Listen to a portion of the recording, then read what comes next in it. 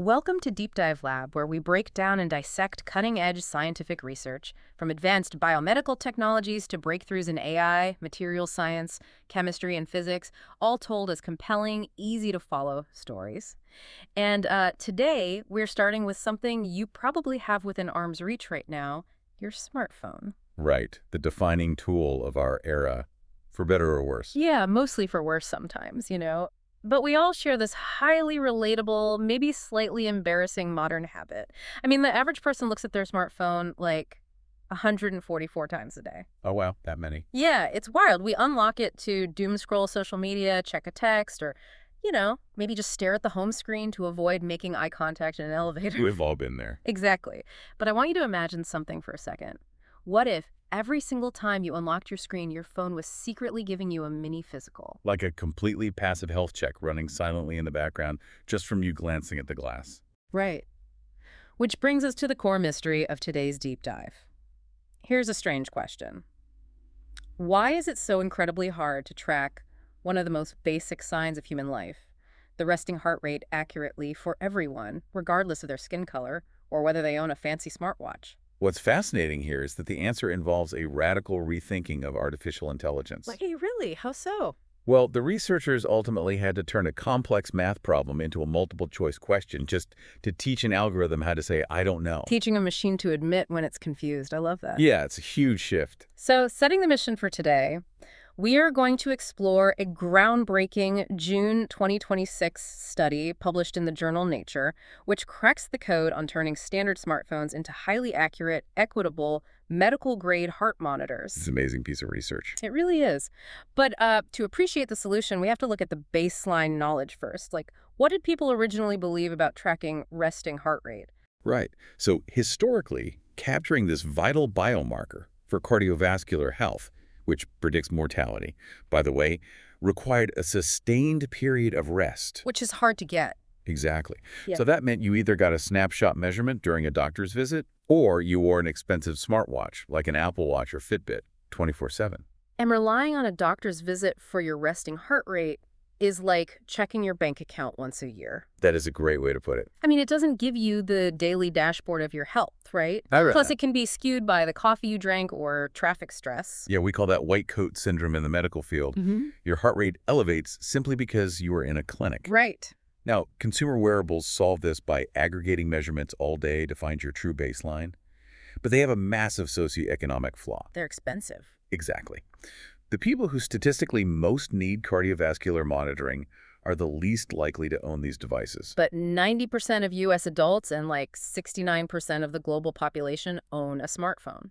Right, the infrastructure already exists in our pockets. We just needed to figure out how to use it. Which introduces the scientific hurdle.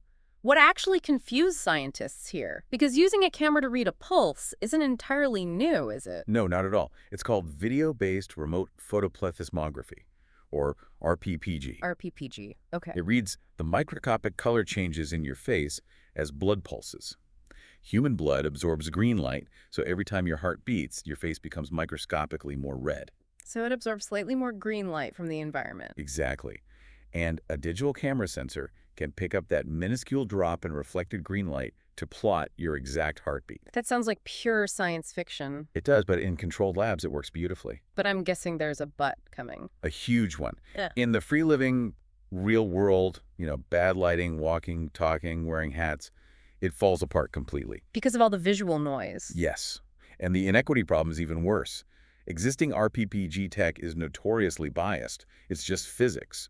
Darker skin tones have higher melanin concentrations. And melanin absorbs light. Right. It absorbs more light and drastically reduces the optical signal-to-noise ratio. So previous algorithms basically failed on darker skin. Okay, let's unpack this. So trying to read a pulse through a camera in the real world is like trying to hear a whisper at a rock concert. And for people with darker skin tones, the previous technology was essentially putting its hands over its ears. Exactly, a very apt analogy. The background noise of the real world is the rock concert. So how did scientists finally tune out the rock concert and capture the whisper for every single skin tone? This is where the story gets really interesting. Yes, let's introduce the heroes of our story. Dr. Mingzer Po, Dr. Jameson K. Rogers, and their colleagues at Google Research and the University of Washington, right? That's the team. And the scale of their investigation was totally unprecedented. Oh, how so? Well, they didn't just test a few people in a lab. They collected over 350,000 videos from nearly 700 participants. Wow, that is a massive data set. It had to be. And they deliberately overrepresented darker skin tones in their training data. Smart. Yeah, they used the Monk Skin Tone Scale, the MST, from 1 to 10 to ensure complete diversity. This met specific FDA and UK NHS guidelines for equity. Okay, so they have this mountain of diverse data. But how does the phone actually do this without the user noticing? Like, I don't stand perfectly still when I unlock my phone. Right, the system is completely seamless. It's called passive heart rate monitoring, or PHRM. The second you unlock your phone, it passively takes an 8-second video. Just 8 seconds. Just 8 seconds. It stabilizes the image, crops to your face, and then downsizes it to just 32 by 32 pixels. Wait, 32 by 32? That's practically a blur. Why ruin the video quality? To save battery and computing power.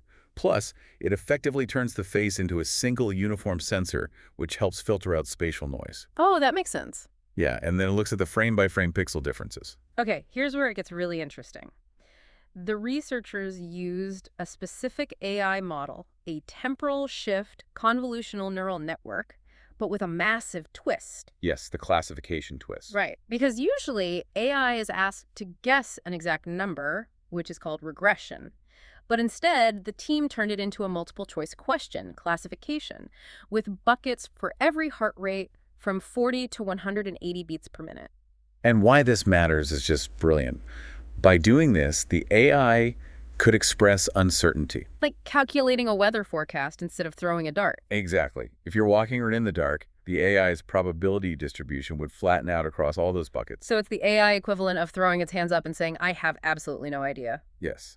And the system would use confidence gating to simply reject the video. It essentially taught the AI to say, I'm not sure, let's try again later. That is so cool. So it just throws out the garbage data. Exactly. And the results were groundbreaking. It worked.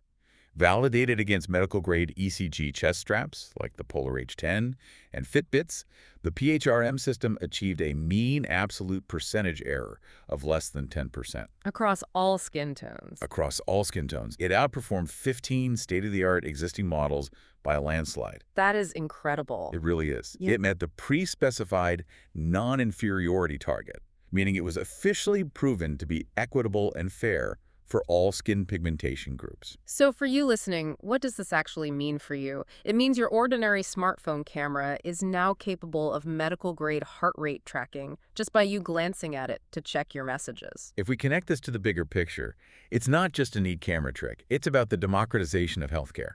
Right, but how does it get a daily average if it's only taking 8-second clips and throwing a bunch of them away? Well, by aggregating those tiny glimpses throughout the day, the algorithm uses something called a Kalman filter. It successfully calculated the user's daily resting heart rate with an error of less than 5 beats per minute. A Kalman filter, like what they use to track spacecraft, right? Exactly. It predicts and corrects based on past data. Okay, but does this phone camera heart rate actually tell us anything real about a person's health? Yes, the study's findings confirmed it does. The daily RHR, calculated by the smartphone, was directly associated with known cardiovascular disease risk factors. Oh, wow. Really? Yeah. Higher resting heart rates recorded by the phones perfectly correlated with participants who had higher BMIs, indicating obesity risks, and lower cardiovascular fitness, like their VO2 max. So it's a legitimate clinical tool, which totally bridges the technological divide. I mean, you don't need a $300 wearable to monitor your cardiovascular health anymore. Not at all. This turns billions of existing devices globally into life-saving longitudinal health monitors. But wait, what about privacy? I don't want my phone secretly recording my face 100 times a day and sending it to a server. And you shouldn't. That's why this system is designed to run locally on the device. It's called on-device processing. So videos of your face aren't being beamed to the cloud. Nope. The video clips are analyzed in volatile memory and then instantly purged. They never leave your phone, maintaining total user privacy. Okay, that is a relief. So what does this all mean? Let's summarize the key takeaways. First, standard smartphones can now passively and accurately read your resting heart rate just by looking at you. Right. Second, The clever AI twist of confidence baiting solved the real-world noise problem by letting the algorithm know when to ignore bad data. Teaching it to admit when it's confused, yeah. Yeah. And third, by intentionally designing for diversity and using the Monk's skin tone scale, scientists finally overcame the optical bias against darker skin, creating an equitable health tool. This raises an important question, though. Technology is only as good as the diverse data we feed it. Absolutely. This study proves that when we actively design for inclusivity from the ground up, we don't just solve a problem for one group. We achieve a technological breakthrough that elevates the standard of care for humanity as a whole. I couldn't agree more.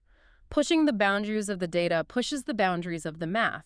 If this discovery is just the beginning, well, what might scientists uncover next? It's an exciting thought. Right. If a standard phone camera can see your pulse today, could it be reading your blood pressure or detecting a cold before you even sneeze tomorrow? Something to think about next time you reach for your phone. Thank you for joining us on this deep dive. Make sure you follow and subscribe for more science stories.